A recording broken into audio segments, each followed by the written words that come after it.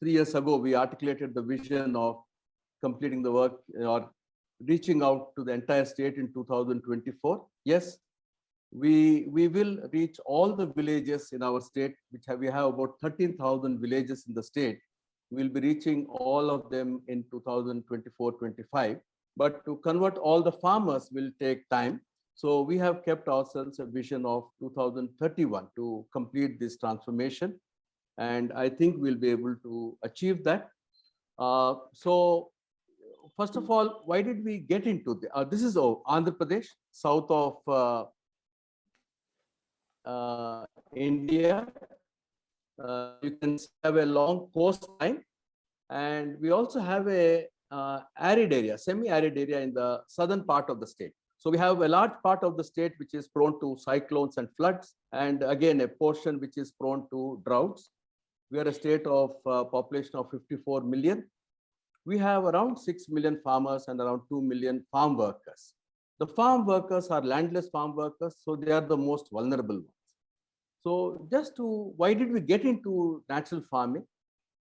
We saw that farmers' distress is increasing. That's the position all over the world. And consumer health is affected by the food that they're eating, whether it's through chemical residues or lack of nutrients or heavy metal contamination. And then on the environment front, soil degradation, water stresses, decreased biodiversity, and global warming.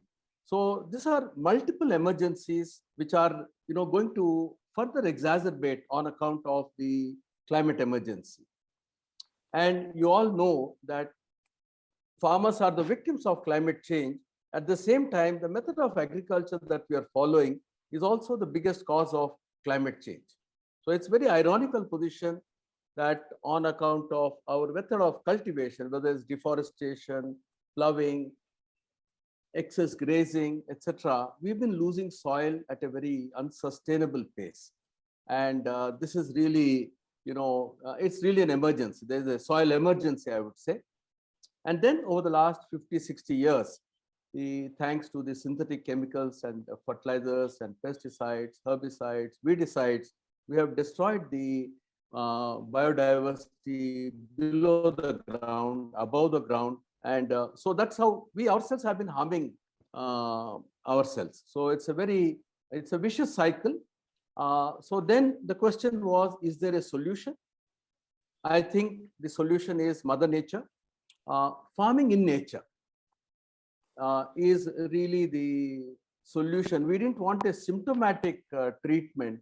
We thought we should go into the causes of farmers' distress, people's health, and planetary health, and come with a solution which goes into the root causes.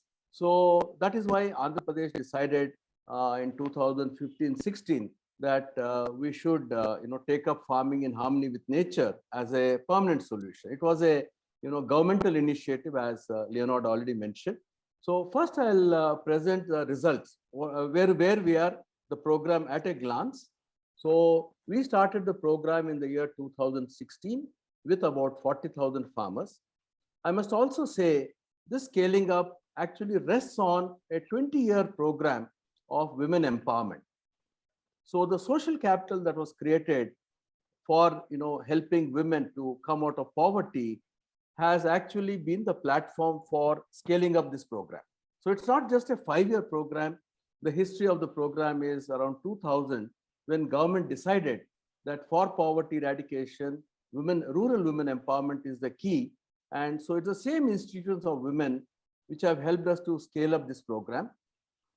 In just 5 years' time, that means last year, we had a footprint in 28% villages and 10% farmers were enrolled. Now, enrolled doesn't mean that they have completed the transition, because we believe it takes 3 to 5 years for a farmer to transit from conventional agriculture to natural farming. So last year, we had reached out to 480,000 farmers, of which 130,000 are completely chemical-free farmers. We also reached out to 270,000 landless farm workers.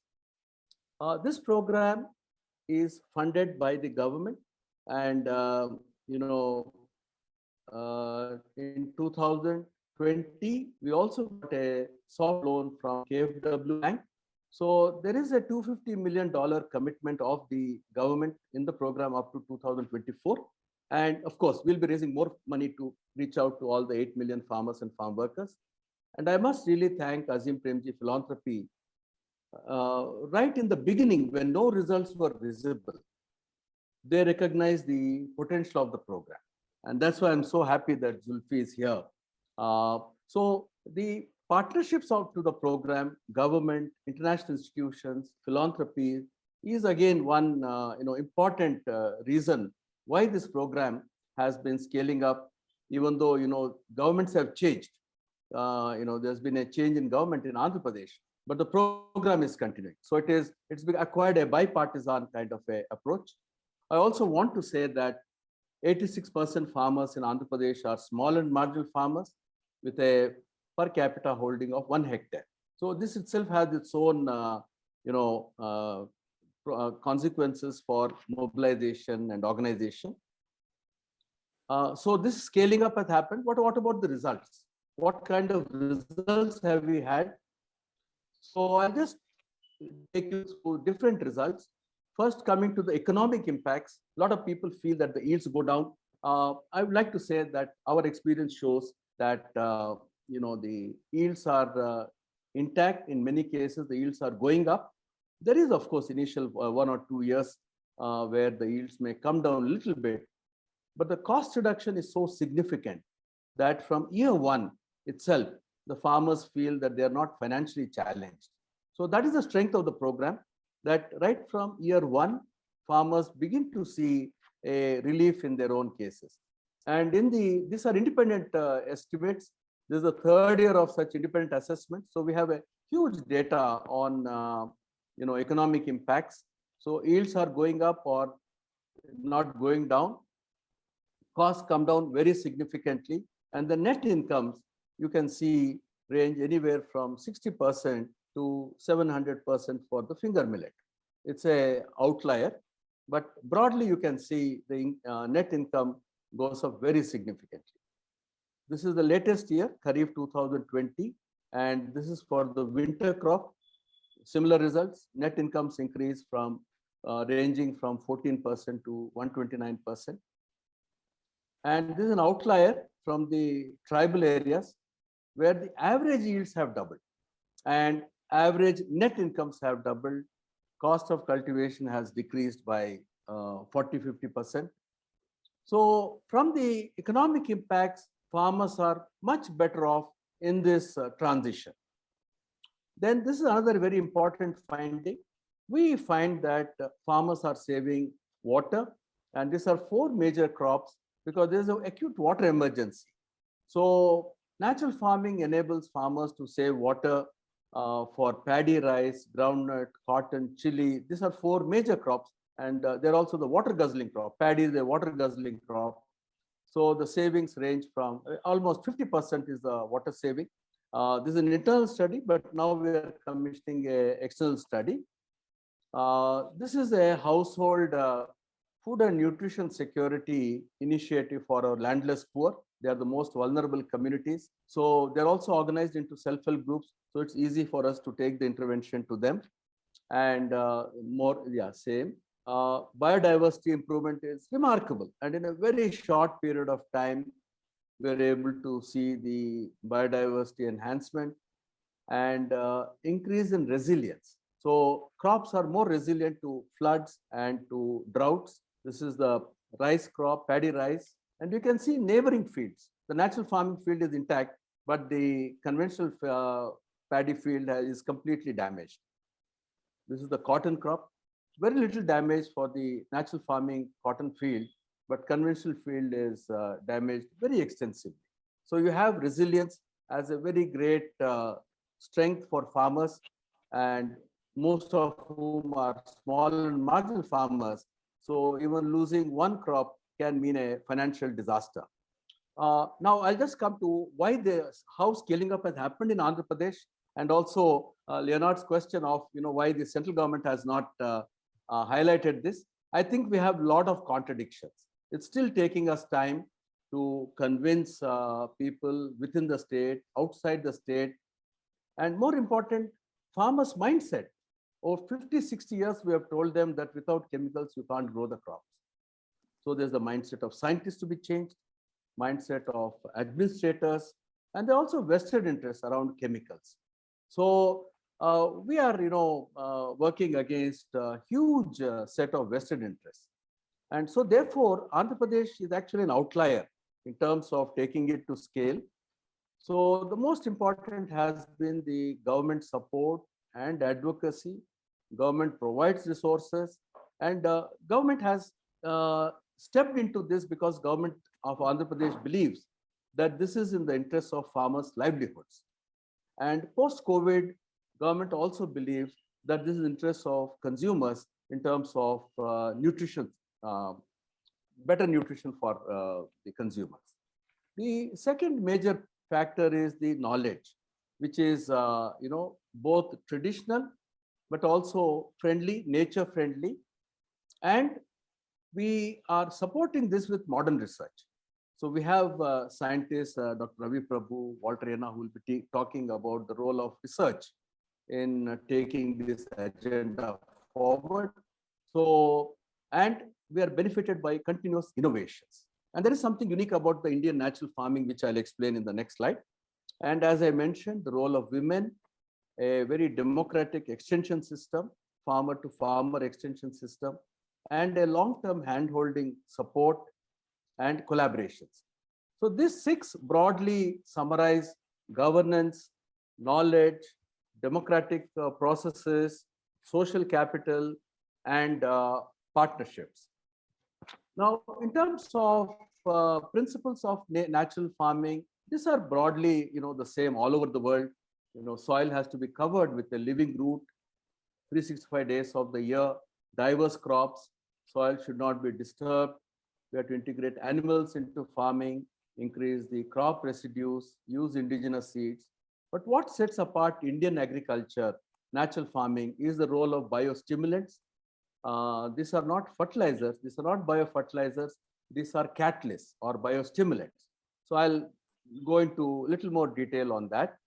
I'll just stop here. One point I just want to make here. We have had remarkable breakthroughs on the water front. I'm so happy that Walter is here. I've been inspired by him for looking at the water picture.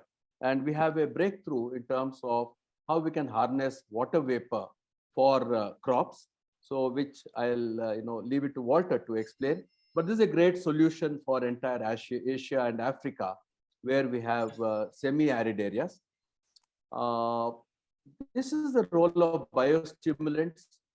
It's a cow dung, cow urine, handful of chemical soil and other ingredients, which is fermented, and seeds are coated with this. So the microbial coating of seeds is one of the role of the biostimulants. Then this is a soil amendment. Again, cow dung, urine, uncontaminated soil, and molasses, lentil flour, fermented for 5 days. This is a soil amendment, at the beginning of the crop as a basal dose. Then we have a liquid inoculum, which is sprayed once in a week, 10 days, 15 days, depending on the soil and depending on the crop. We also have tonics at the time of, when the go into the reproductive phase. And these are botanical pesticides. So I just want to say that the role of biostimulants has been very critical in the case of Andhra Pradesh. And that's why we, called it zero budget natural farming. That means very little expenditure for the farmers, and all the ingredients can be made within the village, as you saw in the video. The self-help group movement started 20 years ago, and 90% of rural women in Andhra Pradesh are organized. And this is the remarkable platform which enables us to scale up. So we have, women learning together, working together to make these inputs. They finance the transition, they monitor the program, and they also ensure that the most vulnerable are included in the program.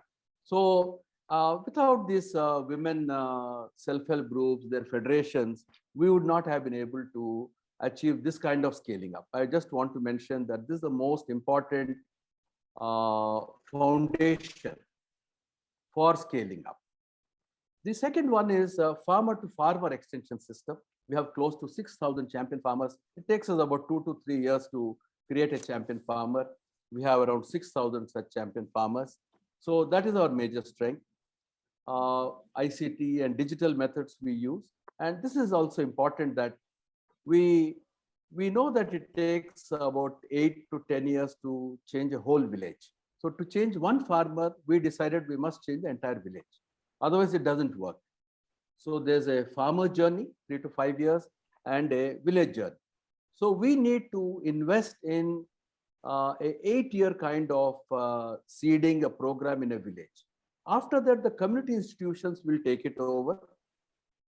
And it's very cost effective. I just want to say that it's also saves money for governments. I have estimated to complete the transformation in the whole state, I need about $1.3 billion over the next 10 years. But that will save the state government electricity subsidy to a tune of 2,400 million. That is 2.4 billion US dollars in 10 years. And also central government saves fertilizer subsidies to a tune of about close to $5 billion. So it's very cost effective for the government. So it saves money for governments. So it saves money for farmers. It also saves money for the government.